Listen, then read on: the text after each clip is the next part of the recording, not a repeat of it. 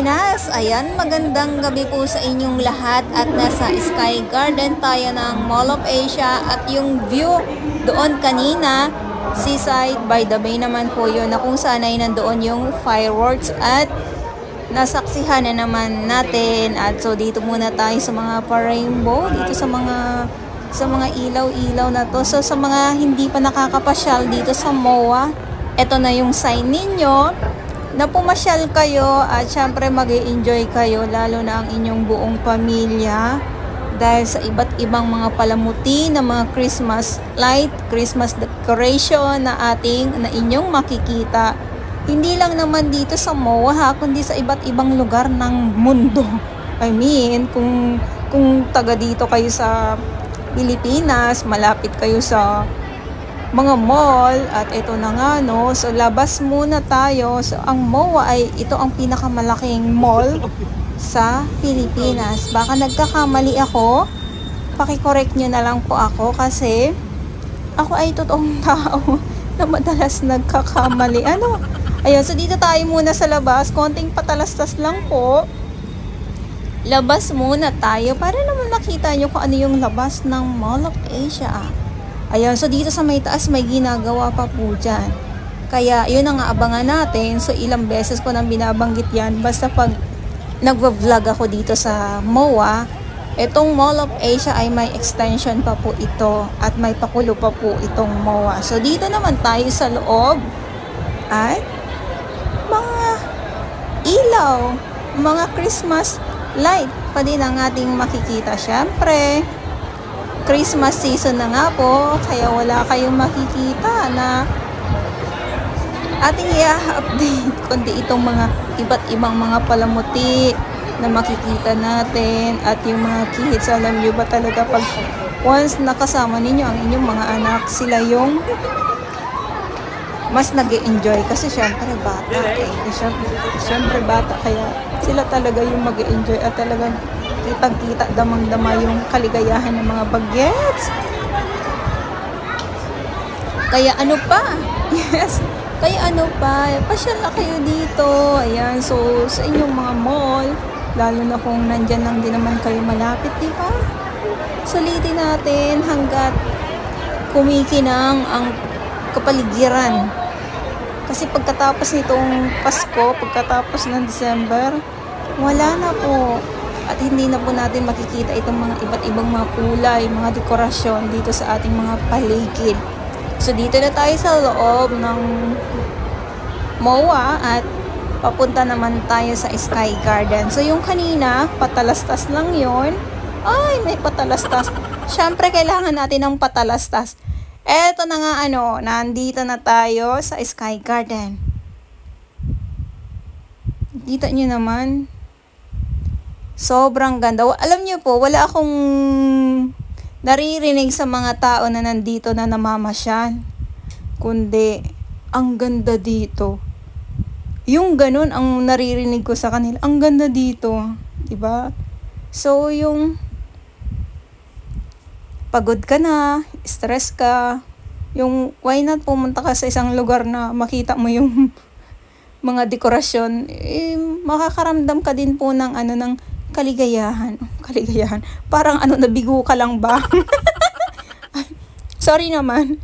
Ayan, so dito naman, may mga rides dyan sa baba. So ito yung dyan sa may seaside nga po. So dyan yung syempre yung dagat, yung tambak na buhangin dyan, iba't ibang mga rides nandyan sa baba. At kung gusto nyo nang magagastos kayo, yes, gagastos talaga kayo pag dyan kayo sa baba. So dito sa may Sky Garden naman, na kung saan ngayong araw, Friday, sobrang daming tao.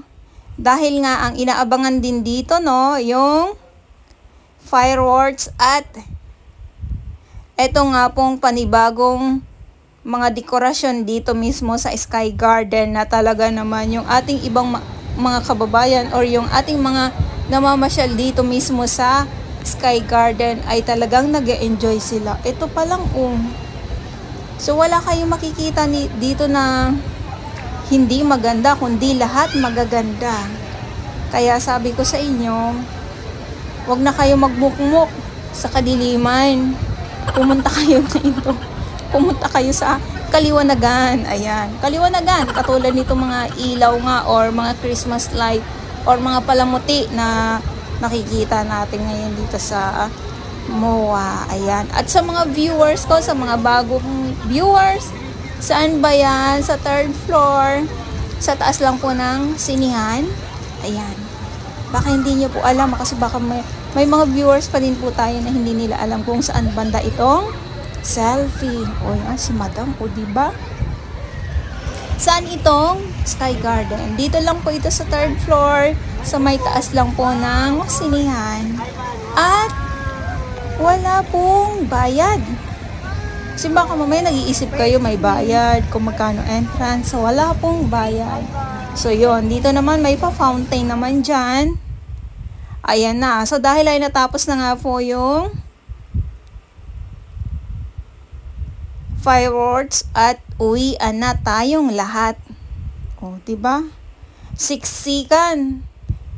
Grabe talaga naman. Iba kasi yung nandito ka sa taas, tapos yung view doon sa baba, iba yung iba yung kuha natin. Kaya madalas tayo dito sa Sky Garden sa aking mga viewers at talaga naman kung madaming tao sa baba, mas madaming tao dito sa taas sa may Sky Garden nga po kasi yung pag ng fireworks pag nasa taas ka kakaiba. So pasensya naman kung medyo nabubulol-bulol ako kasi alam niyo naman yung ngipin ng lola nyo. Ayan. Ngipin ng lola nyo may bakal. Ayan. So uwian na. Thank you so much po sa inyong lahat. Nag-enjoy naman po ang lahat. Pampamilya talaga. So pag Christmas season, alam nyo, ang dami ko nakikita na talagang buong pamilya sama-sama pumapasyal sa isang lugar. Tapos kanina dito lang sa may tabi ko, may mga kids na nakita nila yung mga palamuti na sa langit. Wow! Sabi nila, oh, tulog na. Tulog na, oh, 'di ba? Pagod na. Kaya kailangan ang magkakarga sa Junakis pag uwian na ang tatay. O diba? Katulad lang nito, o. Pagod na. So yun na nga po, pasensya naman. Dahil siksikan talaga tayo ngayon dito sa may Sky Garden. Pagpasensyahan nyo na po. Dahil ito lang po ang makatotohanan na kuha natin. So ano pa lang ito kumbaga parang konti pa lang ito gawa ng umulan. So, syempre, yung iba dyan, may mga dalang mga payong. Ayan. Kaya yung iba doon sa kabila naman dumaan. So, iba yung nandito kung saan ako nandito. Ayan. So, uwian na po yan. At papasok na tayo dyan sa may mall. Ayan. So, iba naman yung nandoon sa may kabilang side naman po. So, hindi ko na yun nakuhanan. Ayan. So, pag nandito na tayo sa loob ng mall, pag hindi ka pa rin kontento, so, why not coconut picture pa din? Katulad nito ni Mother. O, 1, 2, 3. O, ayan, diba? Kaya, mag-enjoy tayo sa ating buhay. Iisa lang ang buhay nating lahat. Kaya sulitin natin kasi hindi na maibabalik. Kaya yung parang pagdating ng panahon parang mapapaisip ka na may pagsisisi. Ay, may pagsisisi parang katulad lang ba niya? Charis, ayan.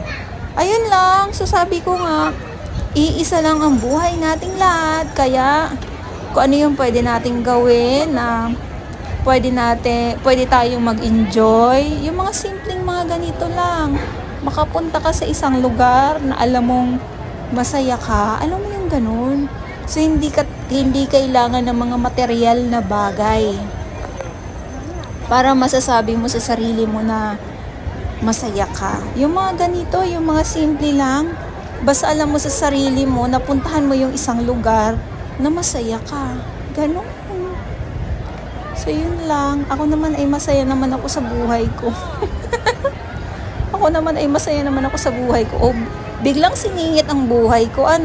Siyempre, kasi baka mamaya kayo ay magtanong kayo, diba? O dito muli tayo sa loob. Siyempre pauwi na din po yan. So dito naman dito na ito sa gitna. Baka mamaya bigla kayo magtanong, July, kamusta ka naman? Okay naman, masaya naman po ako sa buhay ko at itong pagiging vlogger ko, ayan. So kahit saan-saan na po ako nakakarating. Pero may gusto pa din po akong gawin na hindi ko pa siya nagagawa talaga. Yung sana sapat na may kakayanan na ako na gawin ko siya. Kasi hindi basta-basta yung pag once na ginawa ko. Ayun. So sabi ko nga ay pauwi na tayo. Uwian na tayong lahat. O dito naman tayo sa universe. Universe talaga. Universe, dito naman tayo sa globe. Ayan, ang ganda kasi talagang parang universe siya pag wala siyang mga ibang mga kasama. Ayan, thank you so much po.